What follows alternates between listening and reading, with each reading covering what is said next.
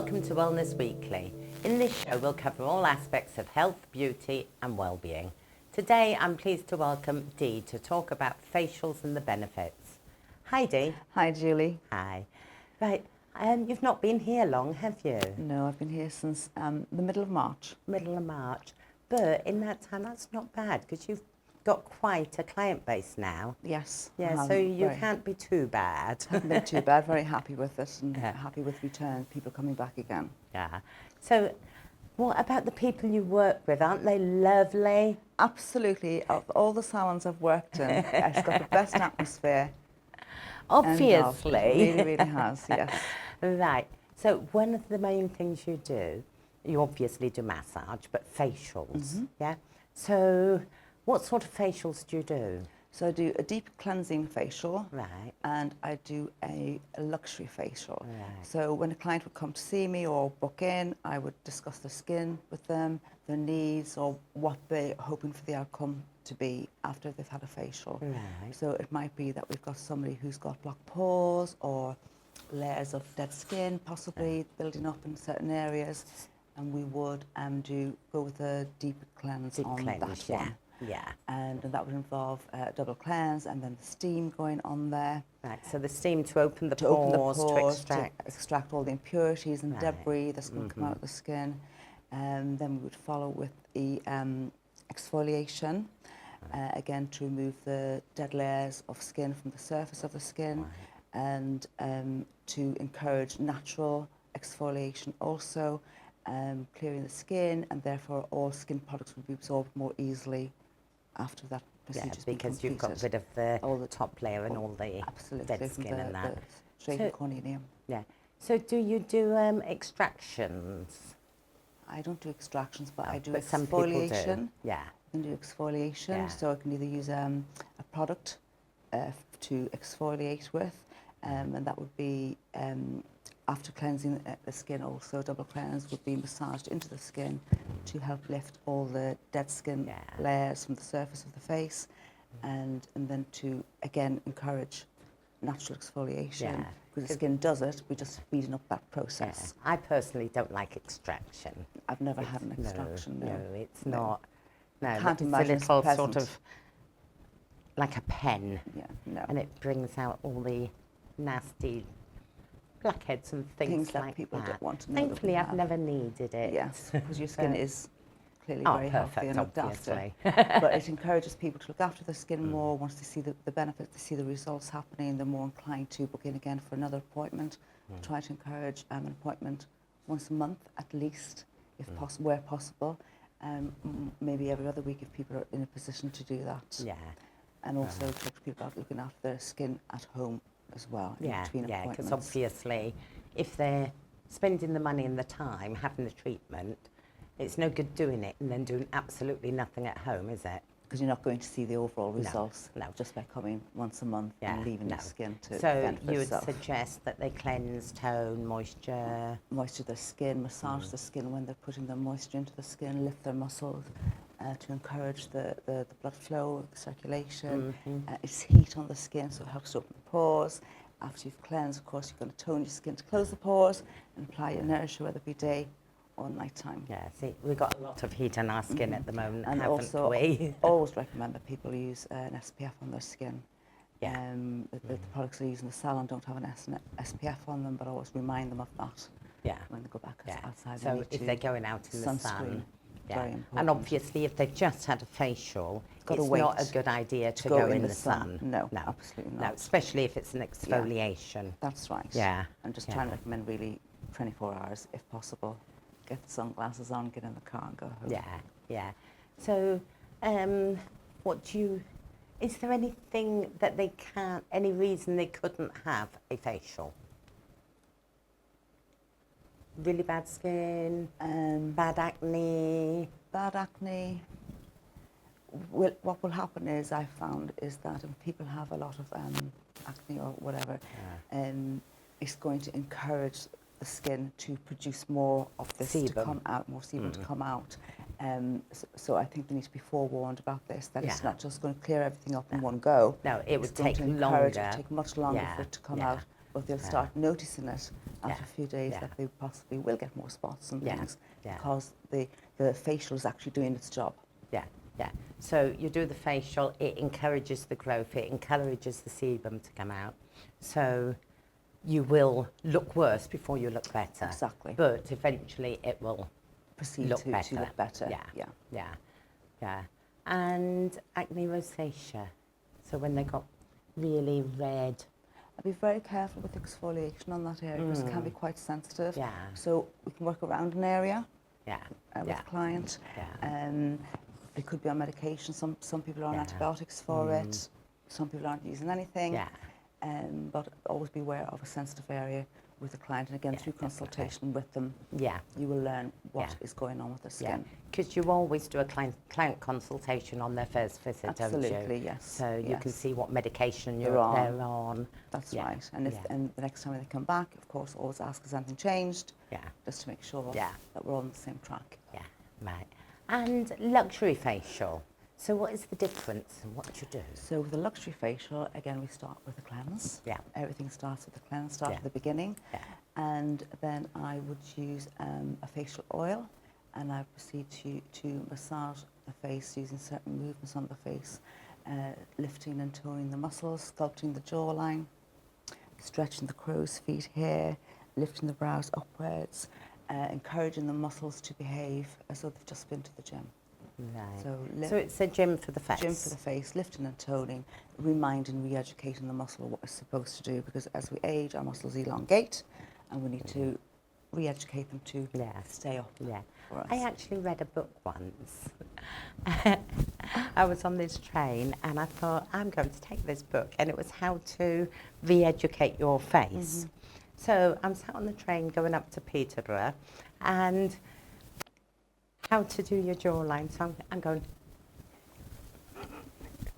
I got some very, very strange looks, that, but it does work because, does work, like with the facial, you can actually educate the face. To do things, and also you're encouraging lymphatic drainage by the massage as well, and to reduce, puffiness around the eyes and dark circles, to give a clearer look to the face, so a more defined look. So how long does the facial actually take generally? Up to about 45 minutes, maybe to an hour, depending on the client. Right. And if they have other needs in there as well. Okie. And is it relaxing? Very relaxing. Most of my clients actually tell me that they're very relaxed after my facials. Do they fall asleep? And have done, yes. And a facial massage, people have actually fallen asleep. They've wanted to fall asleep on the deep cleansing one, but they haven't been in a position to do so. No. Right. So after you've had, other than the normal facials, because obviously you've got your hand, the ones you do with your hands. Manual ones. Manual ones. And then you've got the machines, the different machines that you use. So you've got, in the salon, I think you have 3. We have a dermalift. Yeah. So that one uses a microcurrent. So in our bodies we have a natural microcurrent. So this microcurrent will help to encourage the muscles even more to behave in the manner that they're supposed to, by lifting the muscles, toning the muscles, draining toxins from the skin, encouraging the production of collagen. Absolutely, and producing more collagen and elasticity to the skin to give a more plumper look. Because I think what they say, after the age of about 30-ish, you start to lose, every year you lose a little bit of the collagen. I found that, yes. So, so as we get older, we need to try to replenish the collagen. Collagen in our skin, so that's what the facial will do, particularly with the current. So stimulating the muscles and the skin to behave in a more youthful fashion.